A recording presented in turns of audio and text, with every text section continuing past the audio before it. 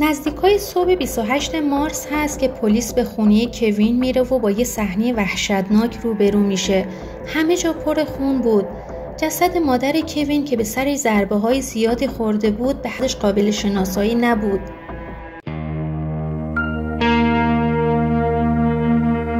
در این ویدئو به بررسی پرونده پسر 17 ساله به نام کوین میپردازیم که به علت اختلالات روانی مرتکب چه جنایات فجیعی تو خونه شده. پس لطفاً تا آخر ویدئو با ما همراه باشید. کوین متولد 27 دسامبر 1995 بود و با مادرش کیمبرلی و خواهرش دزره که 6 سال ازش بزرگتر بود توی تگزاس زندگی میکردن. کوین همراه مادرش توی آپارتمان و خواهرش هم توی آپارتمان دیگه در نزدیکی اونا زندگی میکرد. وقتی کوین به دنیا میاد پدر کوین اونا رو ترک میکنه و کوین هیچ وقت پدرش رو ندیده. کوین با اینکه پدرش باهاشون نبود با مادرش زندگی خوبی داشت. مادر کوین همیشه توی کل زندگیش مشغول مراقبت از بچه‌هاش بود و توی یه آسایشگاه کار میکرد. بچه‌های کیم اونو بهترین مادر دنیا توصیف میکنن و میگن با اینکه پدرشون نبوده ولی مادرشون براشون همه کار کرده و هیچ کمبودی نداشتن. همکلاسی‌های کوین میگن کوین خجالتی و گوشه‌گیر بوده ولی در کل بچه خوبی بوده. نمره‌هاش هم متوسط و در حد نرمال بوده و هیچ رفتار غیر عادی هم نداشته. از بچگی کوین هم که اطلاعات زیادی در دسترس نیست. توی سال 2014 کوین 18 ساله بوده که اون میگه یه حس خودکشی داشته و دلش میخواسته خودش رو بکشه چون فکر میکرده زندگیش خیلی نرمال و یک نواخت شده و او فکر میکرد اطرافیانش رو دوست نداره و کلاً از زندگیش ناراضی بود. برای همین تصمیم میگیره خودش رو بکشه. بنابراین تو تاریخ 27 مارس 2014 این حسش رو به مادرش میگه و فقط میخواد بدونه حس مادرش چیه.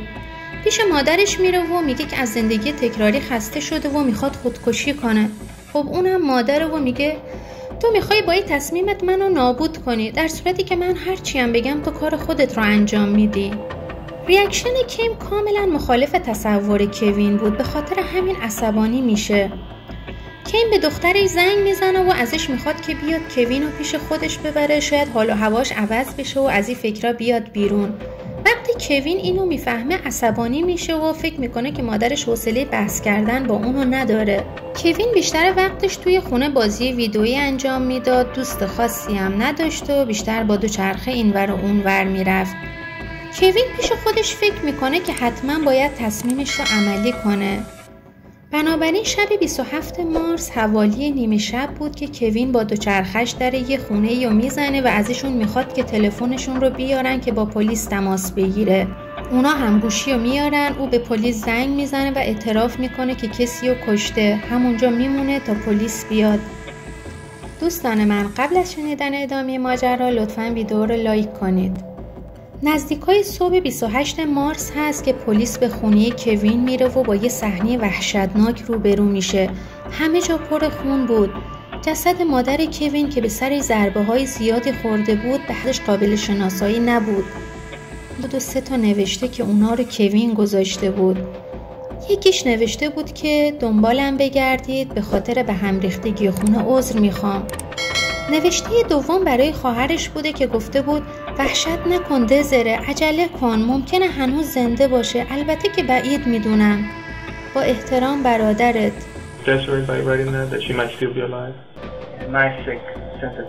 کوین فکر میکرد اولین نفری که جسد رو پیدا میکنه خواهرش باشه، به همین خاطر برای شوخی اینو نوشته بود. نوشته سوم هم این بوده که کوین انگار صرفاً این کار رو برای خوشگذرانی و این که میخواسته بدون چجوری قتل اتفاق میفته این کار رو انجام داده. 28م که کوین مورد بازجویی قرار میگیره همه چیزو با جزئیات تعریف میکنه.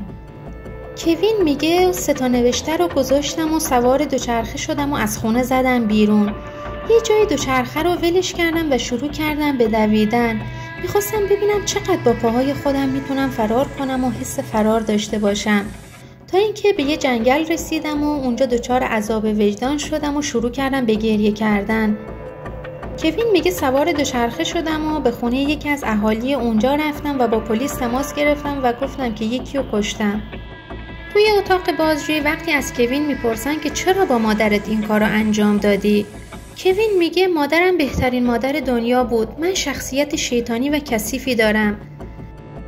همراهان من، کوین میگه از نظر عقلی کاملا سالمه و دست به قتل با چنین روش فجیعی زده. به نظر شما آدمی که سالمه میتونه اینقدر وحشیانه مادرش رو به قتل برسونه؟ لطفاً نظراتتون رو در این مورد برام کامنت کنید. وقتی از کوین درباره ارتباط جنسی میپرسن که قبلا داشته یا نه، او در مورد یک حیوان آزاری میگه که وجود اختلال روانی در کوین رو ثابت میکنه.